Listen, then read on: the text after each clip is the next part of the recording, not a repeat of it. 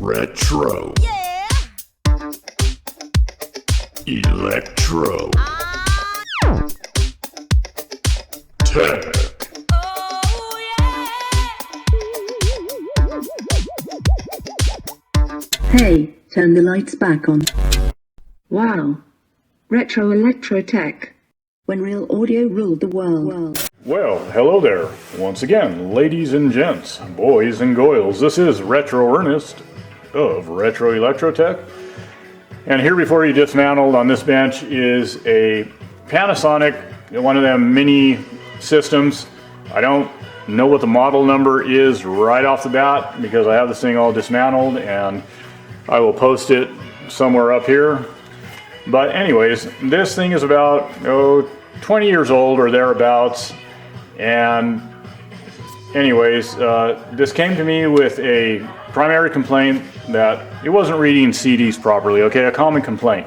So in sussing out the issue thus far, I'm going to try to touch on things in a concise manner. I want to keep it brief. This is primarily a customer update, as I often say. I don't mind doing these when I have some time. I want the customer to know where his money's going, and I try to explain this to everybody, and I want the customer to see that there was a little bit more involvement than just being able to pop the top on the piece of equipment, access the laser lens, and go to town and perform a little bit more in-depth cleaning other than what a commercial laser lens cleaner disc, you know what I'm talking about, some of you do, will perform. And I think initially the customer used a commercially available laser lens cleaner, such as the one I have here. And sometimes these work fairly well. It depends. For example, you may be able to see that. Hopefully there's not too much glare. But you can probably see those little brushes in there, those little tiny fine little brushes that spin and sweep the surface of the laser lens to remove dust and other contaminants. When you get when the lens surface gets a little bit more sticky and particles and dust and debris stick to that, sometimes these laser lens cleaners, these disc type cleaners, don't have the oomph and just can't thoroughly clean a laser lens the way going in manually with a swab and some solvent, the appropriate solvent, and I'll talk about that in a minute, will do. Now I use this this cleaner here. I did multiple passes, a few passes, and it seemed to help the problem based on what the customer was describing to me. It seems like there was an improvement after I went through and used this disc. I went beyond that as well. I removed the side, before I broke it down and disassembled it to this level, I removed the side panels on the unit, and even though this mechanism was buried, I was able to find little openings with a light, and just enough to where I was able to blow out the area of the laser lens and the mechanism that supports it. There's very small gears in here and little sliders and all that, very small, delicate, and I wanted a puff of air in there just to blow out anything that might be a little bit more stubborn on the lens or on the mechanism and all that. There's a sled that the optical pickup is mounted to. It's referred to as a sled that rides on a couple rails. That has to do so with ease, and it has to be unobstructed. There can't be anything kind of hanging it up or causing resistance along that path of travel. It won't track the CD. It won't travel and track the CD to read the data. Think about the tone arm on a record player. You have your platter, your record, you have your tone arm moving across, tracking across the grooves. And what happens when a stylus or the needle of a cartridge, when the tone arm is traveling across, what happens when the needle gets obstructed in a groove? There's a bad scratch, or the vinyl is dirty, whatever. Well, it starts skipping. It starts skipping. It starts skipping. It starts skipping. You get the point, okay? But so when there's a problem with the movement of, that sled, it gets hung up or whatever, well, of course there's going to be an issue, and the laser's not going to be able to read that data. It's going to freeze up, it's going to get jittery, whatever the case. So I had to assure the proper function travel of that mechanism, the sled, optical pickup. That seems to be doing pretty good. I might try to demonstrate that in just a little bit. But anyways, I did one pass though, as far as the laser lens is concerned.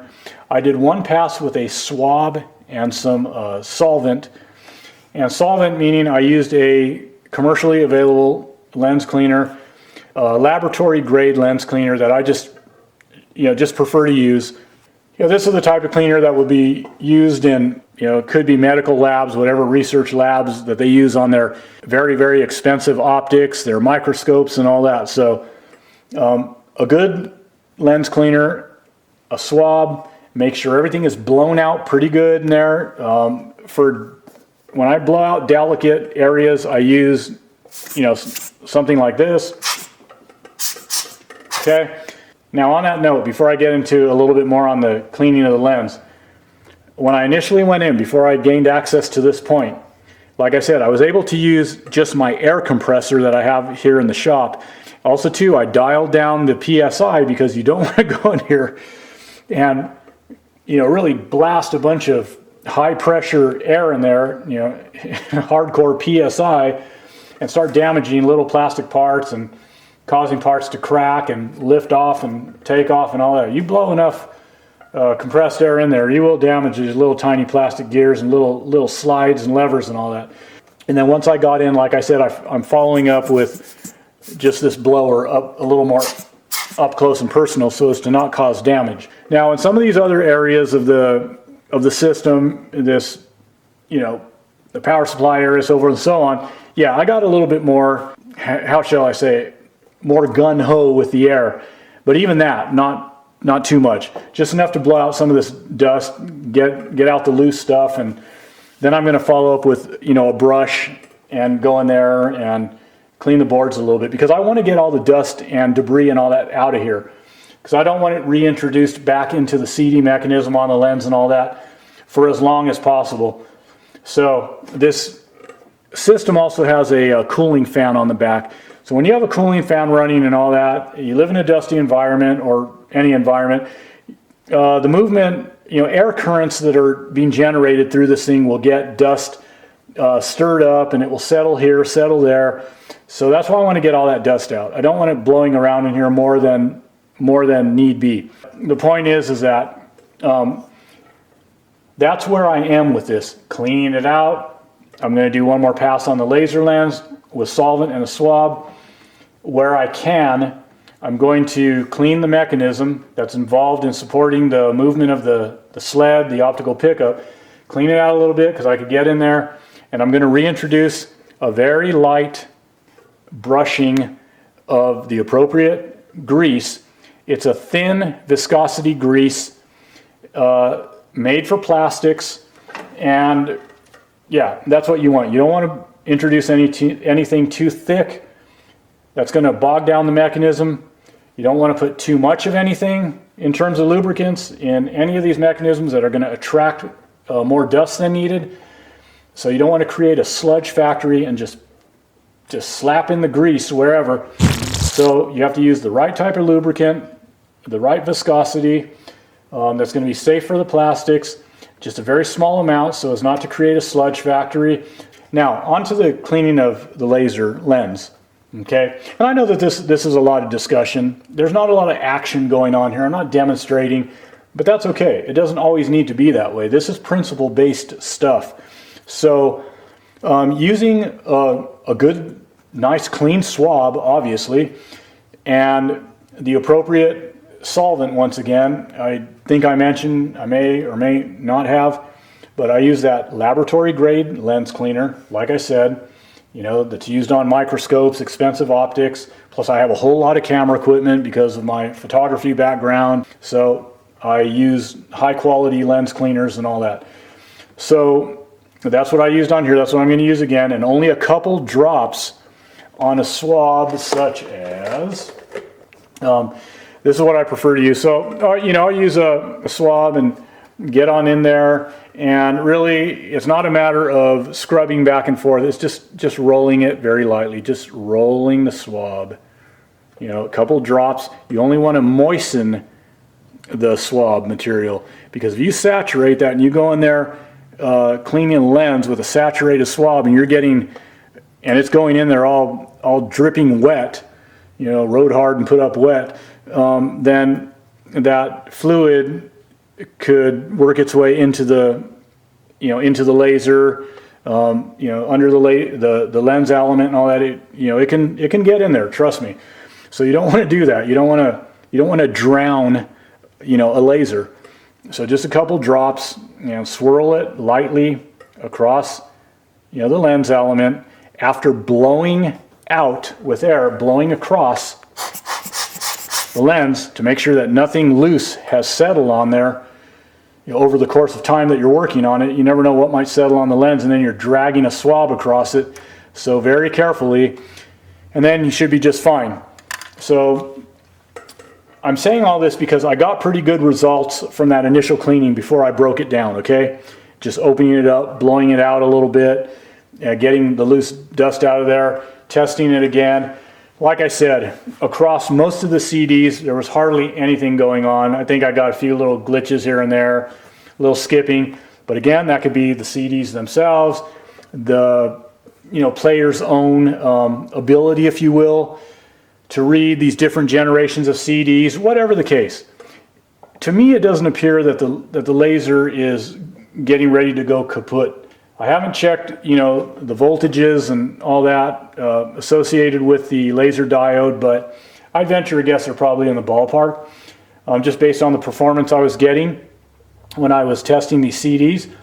So I think that by the time I'm finished with the second pass on the lens, get all this dust out and all that, I do believe that this thing is going to perform satisfactory for sure. I'm going to test it, and I will show the audio testing and when this is all back together. So let me go ahead and move forward, and I might zoom in on a few little areas and kind of point out, you know, maybe the function of the sled a little bit, show that that's not getting hung up and all that. It depends if I can get the camera in at the right angle. I'll see what I can do. But otherwise, I've explained what I'm going to do. It's not rocket science. It's pretty straightforward. But yes, in closing this section out right here, this mechanism here is a tough nut to crack if you were going to go any deeper. Okay, just lots of little plastic delicate parts all in there, and if you're going to be breaking into that, man, you got to move slow. And there's all these mechanisms down in here that control the tray, the drawers, and on that note, mechanically, that's all working perfect. Loading a CD, ejecting it, it's nice and swift and smooth, and no funky noises and clunking and clicking and all that. It's nice and smooth. The mechanism itself seems to be functioning smoothly. And like I said, the sled itself is functioning smoothly. So I think that we just have an issue going on with maybe a combination of the lens needing to be cleaned in a little more depth than, you know, a cleaner like this, a little disc cleaner can do. I'm going to just kind of end with that as far as this part is concerned. I just wanted to show the customer once again what's going on, what's involved in getting in a little bit more, to do a little bit more of a cleaning, you know, multiple passes on the lens, couple passes, get that all nice and sparkly, and get these mechanisms a little bit cleaned out where I can reach, and a little bit of lubricant reapplied, and then hopefully we're in like Flynn. So there you go. Oh, and while we're at it, the cassette mechanism here, once I get it back on board, I am going to, you know, clean the tape path and, you know, blow that out a little bit more. From here I could gain pretty good access. I'll just bring that into view. But you can see I could get in here pretty good and, you know, kind of blow out the mechanism. So I'll go through and do that. And then once I get it back on board, you know, I'll clean the heads, the tape path, and pinch rollers, and all that stuff, you know, the usual. So I'm going to get to it, and when I come back, this will probably be ready to test. So anyways, yeah, I'll be back in just a moment. Okay, so I'm going to apply power to the motor that controls the sled okay, which moves the laser back and forth. Okay, so that laser is mounted in that sled mechanism there, and it should move back and forth smoothly. And what that's going to at least tell us is that it's not getting hung up. It doesn't appear to be getting jittery and kind of jumpy, and indicating that it's meeting up with some kind of resistance. So I did that already, just initially when I got to this level of disassembly. I was monitoring it as I was applying power to it and watching it move back and forth. I wanted to make sure that it was consistent, that it was moving smoothly back and forth. I'm confident that at least the sled aspect, the mechanism is doing okay. So I'm going to try to, like I said, apply power without breaking contact with the terminal here that I need to make contact with. But if I don't do that, if I don't break contact, you'll see it move across in one smooth motion there. So let me go ahead and steady this out and do that. Okay, now I'm going to go ahead and reverse. Okay, and let me go ahead and steady things out again, and here we go. Okay, so if I was to do that over and over again, back and forth, you would see that it's consistent. It's moving back and forth smoothly. So that's a good step in the right direction, and that's something I wanted to initially check out. So I'm going to continue, like I said, with going in there, doing a little bit of cleaning around that mechanism. So I'll be right back once again.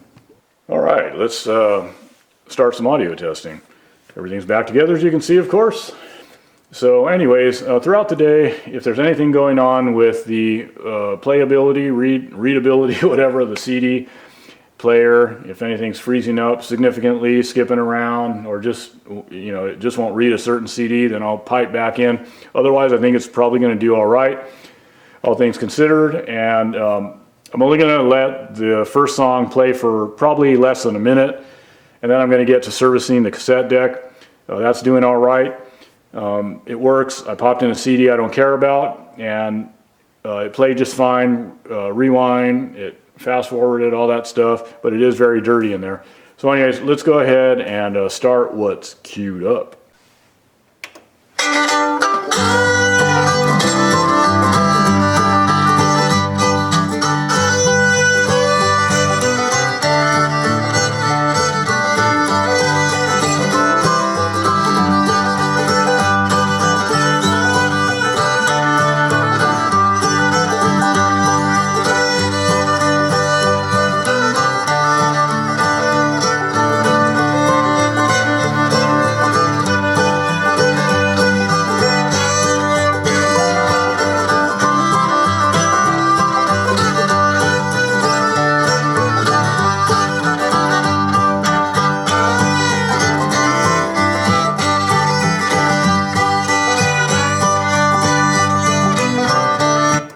Yeah, everything, between off camera, all the different tracks and the shuffling of CDs and all that has gone fantastic. Actually, I haven't even experienced a single hiccup. So the point I'm trying to get across is that there's not a big problem going on that's rendering the CD player of this unit unusable because it's constantly skipping or freezing or whatever. This thing has gone, a long stretch without any hiccups. So if there is anything glitchy going on, it might just be some incompatibility with, like I said already, the generations of CDs versus, being played in this player, whatever. But I think everything is working pretty good. So I'm going to move on, like I said, to the maintenance of the cassette deck. And of course, I'll pop a cassette in there real quick, and we'll test that as well. So anyways. Okay, so I'm in the midst of cleaning out the cassette deck there, tape path, and as I've been cleaning, I noticed that there's an accumulation of rust all in here on this head base assembly plate. So on that plate, anyways, there's what appears to be rust, and in some spots it's a little little thick, and I'm just going in with a swab and some solvent and kind of trying to clean as much of that as I can. So aside from that, I got a little bit of dirt off the head, but I'm going to give the head another pass there, the playback head, and it appears the capstan has a little surface rust on it. So for that, I'm going to use a jeweler's scratch pin, because that thing's pretty gentle, and it's good at just kind of polishing stuff like this. It has a little light surface rust, so I'm going to do that. All right, so everything's looking pretty good in there now. Not much I could do about that rust down by the pinch roller. I'd have to perform some disassembly, and that's not going to happen. Don't have the time, budget to do so. But that little surface rust down there isn't affecting anything at this point, so yeah, it'll work just fine. Tape path is clean. That's what matters right now. So let me go ahead and load in a cassette. All right, back it off. I'm only going to play a couple seconds because this is it's an Aerosmith cassette, so there you go. So let me go ahead and switch views.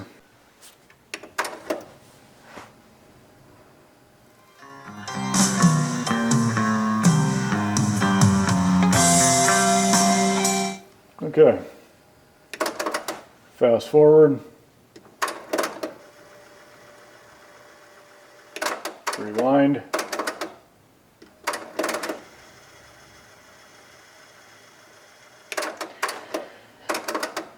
All right, so again, I'm going to keep on monitoring the CD end of things.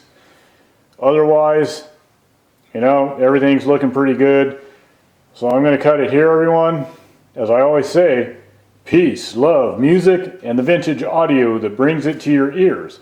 Till next time, you all take care, stay warm, and if you're somewhere where it's blazing hot, stay cool. Whatever the case, again, take care of yourselves. Until next time.